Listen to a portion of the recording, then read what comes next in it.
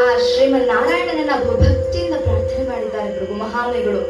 ಆದರೆ ಅವನೂ ಸಹ ಇವರ ಕಡೆ ತಿರುಗಲೇ ಇಲ್ಲ. ಕೋಪ ಬಂದಿದೆ ಭೃಗು ಮಹಾಮುನಿಗಳಿಗೆ. ನಾರಾಯಣ ಎಂದು ಕೂಗ್ತಾ ಇದ್ದಾರೆ. ಲಕ್ಷ್ಮೀ ದೇವಿ ಶ್ರೀಹರಿಯ ದಿವ್ಯ ಪಾದವನ್ನು ಒತ್ತುತ್ತಾ ಇದ್ದಾಳೆ.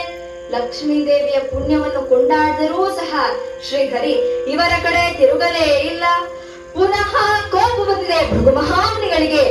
ಧಡನೆ ಧಾವಿಸಿ ಬಂದು ಶ್ರೀಹರಿಯ ವಕ್ಷಸ್ಥಳಕ್ಕೆ ತಾವು ತಮ್ಮ ಪಾದದಿಂದ ಘಾತ ಮಾಡಿದ್ದಾರೆ.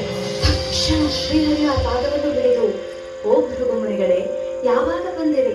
ನಾನು ಗಮನಿಸಲಿಲ್ಲ, ವಿಷಾದವೆನಿಸ್ತಾ ಇದೆ ಅಂತ ಹೇಳಿ ಪಕ್ಕದಲ್ಲೇ ಇದ್ದ ಲಕುಮಿಗೆ ಚಿನ್ನದ ಹರಿವಾಣ ಎಂದಾಗ ಅಮ್ಮನವರು ತಂದಿದ್ದಾರೆ.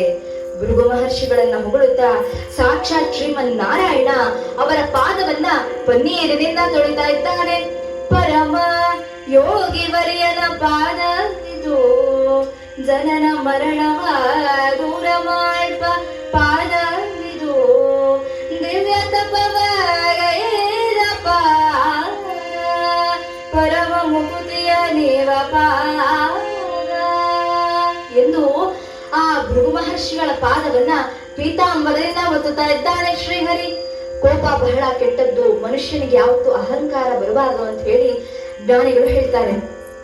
ಒಂದು ದಿನ ಏನಾಯ್ತು, ಈ 5 ಬೆಳ್ಗಳಿಗೂ ಅಹಂಕಾರ ಬಂದ್ಬಿಡುತ್ತೆ. ಈ ಬೆಲ್ ಹೇಳ್ತು, ನಿಮ್ಮೆಲ್ರಿಗಿಂತ ನಾನ್ ದೊಡ್ಡವನು. ಕಾರಣ, ಕೀರ್ತನಕಾರರು ವೇದಿಕೆ ಮೇಲೆ ಬಂದ್ರೆ ನಿಮ್ ಹೆಸರೇನು, ನೀವ್ ಯಾವ ಕಥೆ ಮಾಡ್ತೀರಾ ಅಂತ ಕೇಳೋ ನಾನೇ, ಅದಕ್ ನಾನ್ ದೊಡ್ಡವನು ಅಂತು. ಈ ಬೆರಳು ಹೇಳ್ತು, ಸುಂಕು ಕೊಳೆಯ ಸಾಕು, ನಾನು ಕಂಡಿದ್ದೀನಿ, ನಿಮ್ಮೆಲ್ಲರಿಗಿಂತ ನಾನ್ ದೊಡ್ಡವನು. ಕಾರಣ, ಯಾರಾದ್ರೂ ದಾರಿ ಕೇಳ್ಬೇಕಾದ್ರೆ ಹೀಗ್ ಹೋಗ್ಬೇಕಾ ನನ್ನನ್ನೇ ಬಳಸೋದು, ಅದಕ್ ನಾನ್ ದೊಡ್ಡವನು ಅಂತು. ಈ ಬೆರಳು ಎದ್ದಿಟ್ಕೊಳ್ತು, ಸುಂಕು ಕೊಳೆಯ ನಾನು ಕಂಡಿದ್ದೀನಿ, ನಿಮ್ಮೆಲ್ಲರಿಗಿಂತ ನಂದು ಹೈಟ್ ಜಾಸ್ತಿ, ಅದಕ್ ನಾನ್ ದೊಡ್ಡವನು ಅಂತು. ಈ ಬೆರಳು ಎದ್ದಿಟ್ಕೊಳ್ತು, ಸುಂಕು ಕೊಳೆಯ ನಾನು ಕಂಡಿದ್ದೀನಿ, ನನ್ನನ್ನ ಐಶ್ವರ್ಯದ ಬೆರಳು ಅಂತಾರೆ, ಮಾವನ್ ಮನೆಯ ಕೊಡೋ ಉಂಗ್ರ ಹಾಕೊಡೋ ನಾನೇ, ಅದಕ್ ನಾನ್ ದೊಡ್ಡವನು ಅಂತು.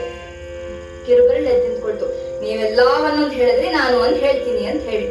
ಆದ್ರೆ ಈ ಉಳಿದ 4 ಬೆರಳುಗಳು ಕೂಡ ಈ ಕಿರುಬೆರಳಿಗೆ ಅಪಹಾಸ್ಯ ಮಾಡ್ಲಿಕ್ಕೆ ಶುರು ಮಾಡುದು. ಏನಂತ, ನೀನು ಅಪ್ರಯೋಜಕ, ಕಿವಿ ಕೊಳಕ್ ತೆಗಿಯಕ್ ಮಾತ್ರ ಉಪಯೋಗಿಸ್ತಾರೆ, ಮೂಗಿನ ಕೊಳಕ್ ತೆಗಿಯಕ್ ಮಾತ್ರ ಉಪಯೋಗಿಸ್ತಾರೆ ಅಂತ ಹೇಳಿ. ಆಗ ಈ ಕಿರುಬೆರಳು ಎದ್ದು ನಿಂತ್ಕೊಂಡು ಹೇಳುತ್ತೆ, ಏನಂತ, ನೀವೆಲ್ಲರೂ ತಪ್ಪು ತಿಳ್ಕೊಂಡಿದ್ದೀರಾ. ಭಗವಂತನಿಗೆ ಕೈ ಮುಗಿಬೇಕಾದ್ರೆ ಪರಮಾತ್ಮ ಮೊದ್ಲು ನನಗೆ ದರ್ಶನವನ್ನ ಕೊಡೋದು, ಇನ್ನೇನು ಹೀಗೆ ಮುಗ್ಯಕ್ಕಾಗತ್ತಾ ಹೇಳಿ ಅಂತು. ಹಾಗೆ ಇದರ ಮೂರ್ತಿ ಚಿಕ್ಕದಾದ್ರೂ ಕೀರ್ತಿ ದೊಡ್ಡದು. ಇಲ್ಲಿ ಕಥಾಭಾಗದಲ್ಲಿ ಏನಾಗಿದೆ, ಭೃಗು